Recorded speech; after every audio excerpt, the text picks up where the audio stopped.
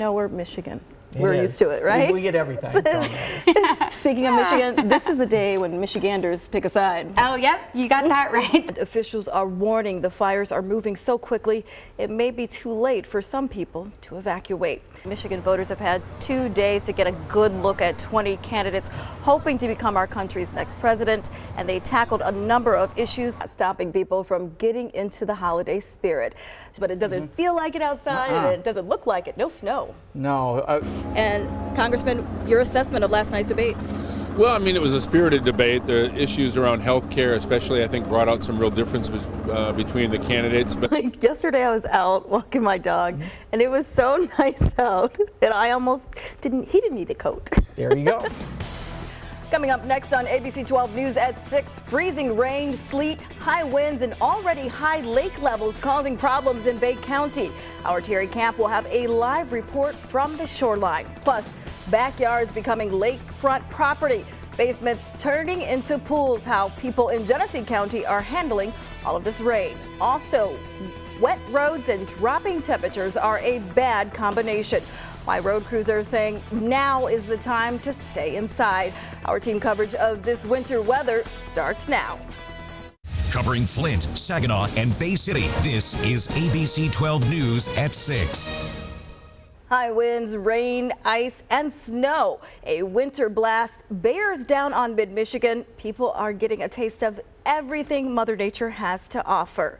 Tonight, we are bringing you full team coverage. Our Winnie Dorch is live in Genesee County with a closer look at road conditions, while our Terry Camp is standing by live in Bay County, where some neighborhoods near the Saginaw Bay are dealing with flooding. But first, we'll check in with meteorologist Kevin Goff for a look at what lies ahead.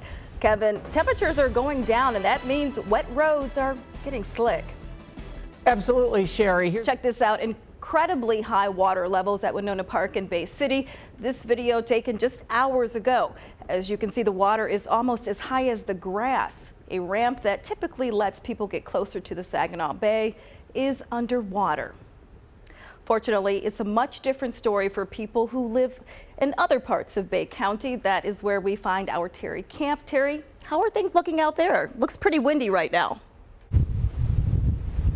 Yeah, how do you think, Sherry? It's really windy out here along the Winona Beach Estates. Meanwhile, in Genesee County, what started as a day-long rain event is taking a turn now that things are cooling off. Let's check in live with our Winnie Dorch. Winnie, road crews say if you did venture out earlier today, things have changed. Now is the time to stay home. Absolutely, Sherry. The state of Michigan does offer an online map showing you exactly where its road crews are. This is My Drive. As you can see, plows and salt trucks are out there right now, tackling both major and state highways. If you click the icon, you can also see real-time road conditions. Viewers like you have also been sending in photos of what you've seen today. Jody sent in this photo showing us the road where she lives on in Mayfair. As you can see, it's badly flooded, water reaching halfway up a mailbox. It is a similar situation in Durand. Caitlin shared this photo showing bad flooding in front of her house, water taking up half the road.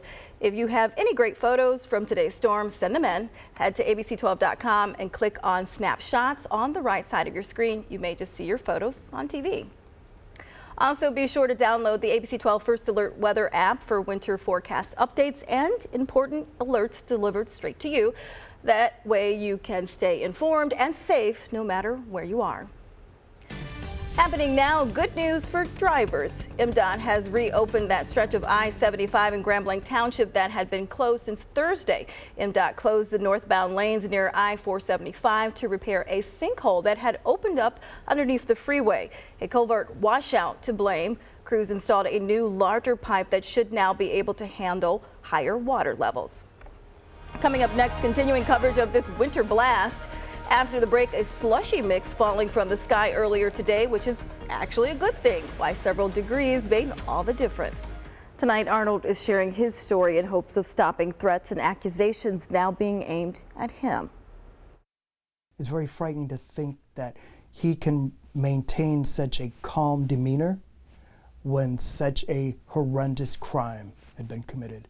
Jamie Arnold is recalling the last time he saw his estranged husband, Mark David Latunsky. Christmas Day, the day after police say 25-year-old Kevin Bacon of Swartz Creek was last seen alive. Well, first of all, I want to give my condolences to the Bacon family.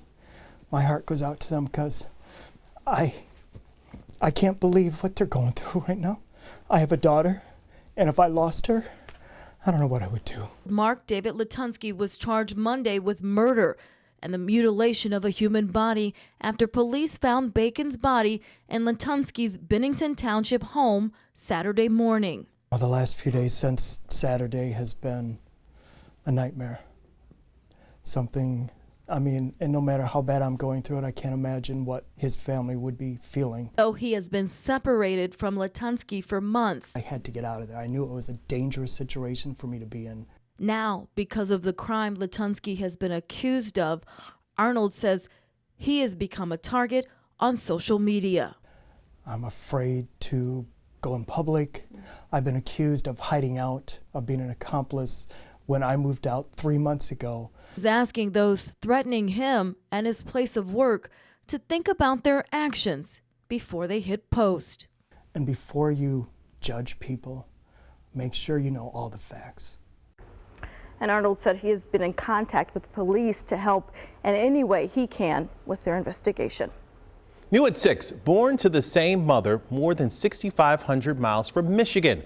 Two sisters find each other after both submitted a test to a DNA ancestry kit.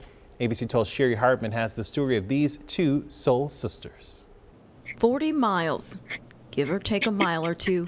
That's how far apart Tricia Thompson and Ashley Enright lived from each other for most of their lives. When I was younger, I mean, I never had like the talk with my parents like I was adopted or anything. I just knew I didn't look like my sisters. The two women, both born in South Korea, were adopted into loving families from mid-Michigan. Tricia to the Vandermarks. Well, we were put on a waiting list, of course, and we had to keep waiting for it. And in fact, they had to take a little longer for her because the Olympics was going on. Ashley to the Enrights. Now both adults, Ashley and Tricia both decided to take a DNA ancestry test. Not to find long-lost relatives, but to learn more about their medical history. So last year I turned 30 and I had a lot of questions like health predispositions and things like that, and have always been curious. So I actually asked for it for Christmas. The results were stunning. I kind of had to read it about 3 times before I actually believed what I was reading. Ashley and Tricia each learned that not only did they have a half-sister, but she was just a short drive away from home. Tricia was the first to reach out last November. Well, we first texted, and I think the whole time we were texting that first day, it just was kind of get to know you questions, like what's your favorite food and are you allergic to anything, which we're both allergic to quite a lot, so. What they found, despite not growing up together, that the bond of sisters is a strong one. It's different to have a sister, I think, because it's just, we like a lot of the same stuff. And we had the same first car, color and make.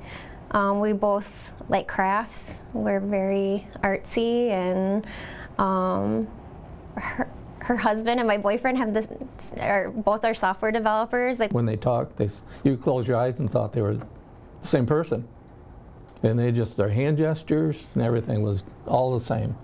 Now, after spending 3 decades apart, the sisters want to make up for lost time. Really amazing. It's just another person that I got to know, and feels like we've known each other all our lives. I think it means a lot to me because I never thought I would find somebody, and to know that she feels the same way and has had the same experience, it's pretty cool. Definitely pretty cool. A great story. I know, and it's amazing. They both like the same things, and even their husbands are almost the same. They had the same car. I don't know if you heard that. Same car. Yeah. It was the same color, make, model, everything. Yeah. And so what's next for the sisters, a family reunion this weekend in Birch Run. So both families and all of their siblings, they have other siblings, can all meet for the first time. It's so amazing to see so many families that are starting to come together because of these ancestry Yes. kits. All right. Amazing stuff. Yeah, thanks, Sherry. Well, don't fall victim to scams during